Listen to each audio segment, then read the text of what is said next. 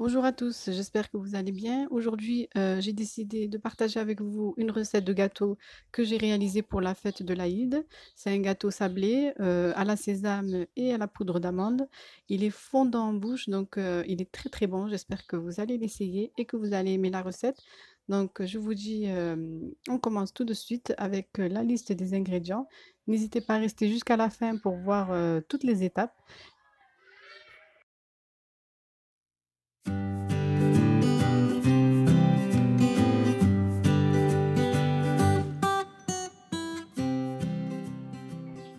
Alors, on commence tout de suite par la liste des ingrédients. On aura besoin de 125 g de beurre, une demi-cuillère à café de café, 380 g de farine, 80 ml d'huile, 110 g de sucre, une demi-cuillère à café de levure chimique, un sachet de sucre vanille et une pincée de sel. Pour le mélange amandes et sésame, on aura besoin de 40 g.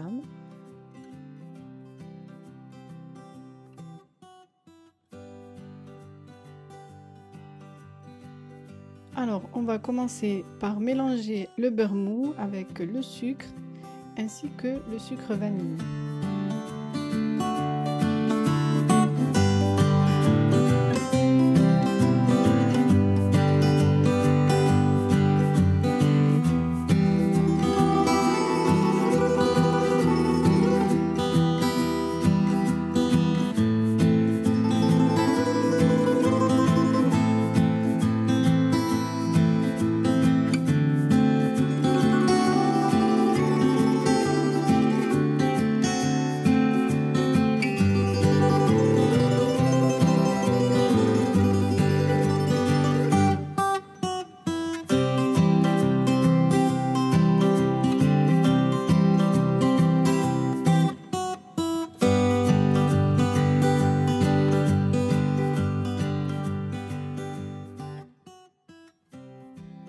Après avoir bien mélangé le beurre avec les sucres, on va rajouter le café. Donc vous mettez une petite cuillère à café d'eau bouillante sur le café pour le faire fondre et ensuite on le rajoute à ce mélange.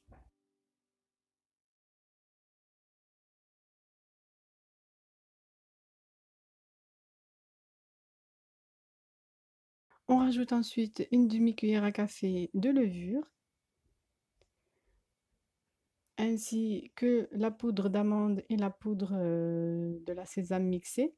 Si vous utilisez des amandes entières, il ne faut pas les faire griller, il faut les mettre crues, bien mixer les amandes crues et bien tamiser la poudre pour qu'elle soit bien lisse, ainsi que la sésame. Ici, j'ai utilisé des amandes en poudre déjà du commerce, déjà prêtes, et la sésame, je l'ai bien mixée. Ici, il ne faut pas oublier une petite pincée de sel, c'est toujours bon dans les sablés. Et je vais rajouter la farine petit à petit jusqu'à former une pâte qui ne doit pas être collante mais bien molle.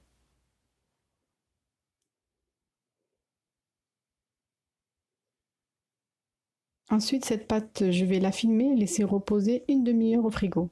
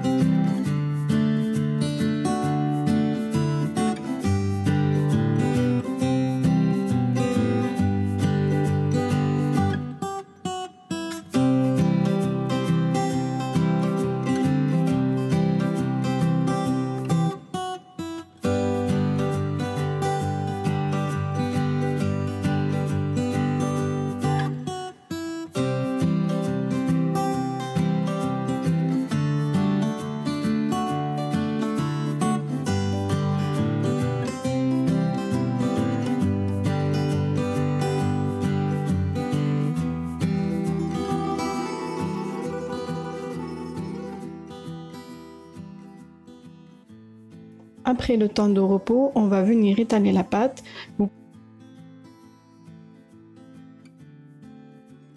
Vous pouvez l'étaler entre deux papiers sulfurisés. Ça permet de ne pas rajouter de la farine. Mais vous pouvez également le faire normalement sur le plan de travail en saupoudrant un petit peu. Il n'y a pas de différence.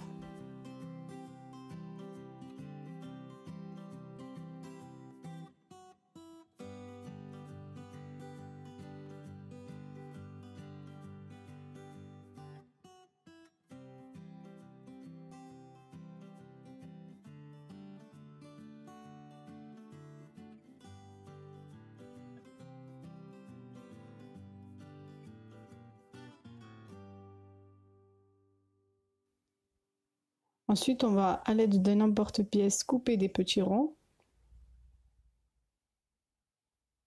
N'hésitez pas à saupoudrer de farine si ça colle.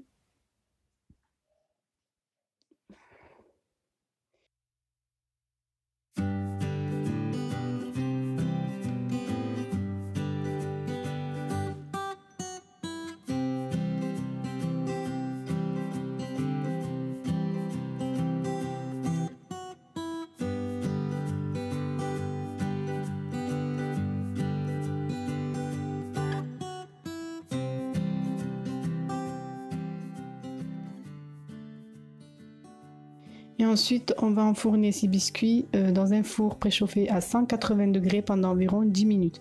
Donc les biscuits doivent être bien dorés et ne pas les goûter encore chauds. Il faut vraiment bien les laisser refroidir une fois sortis du four car ils sont très cassants. Ils se cassent facilement. Donc laissez bien refroidir avant de les décorer.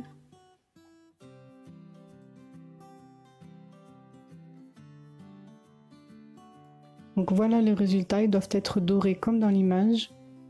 Ici ils sont encore très chauds donc je les prends délicatement.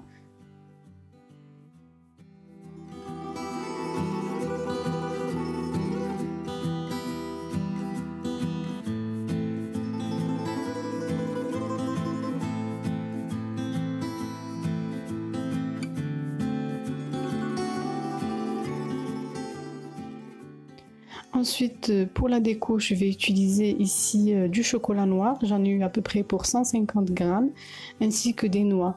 Sachant que j'ai pas nappé tous les biscuits, j'en ai laissé nature. Ils sont très bons comme ça aussi. Donc voilà, vous pouvez faire comme vous souhaitez.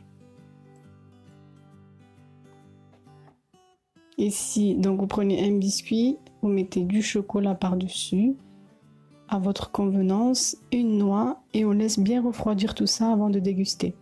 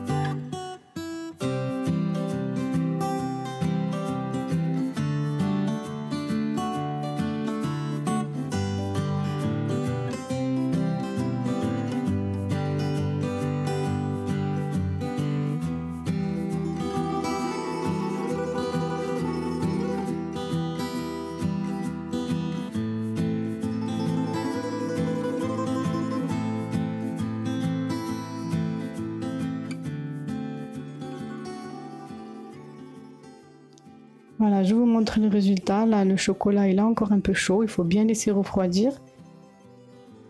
Ces biscuits sont très très bons. Ils sont très fondants en bouche. Vraiment, essayez-les. Et en plus, il y a de la sésame et des amandes dedans. Donc, c'est super bon.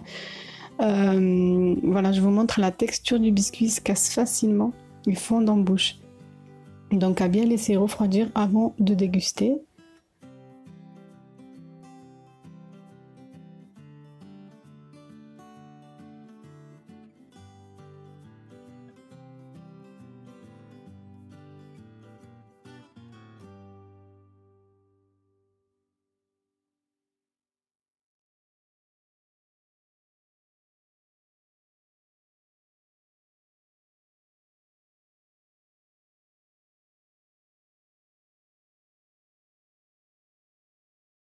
Ensuite, vous pouvez également les décorer autrement, comme vous le souhaitez, bien sûr. Ici, les derniers biscuits que j'avais, qui n'étaient pas très jolis, je les ai assemblés avec du Nutella.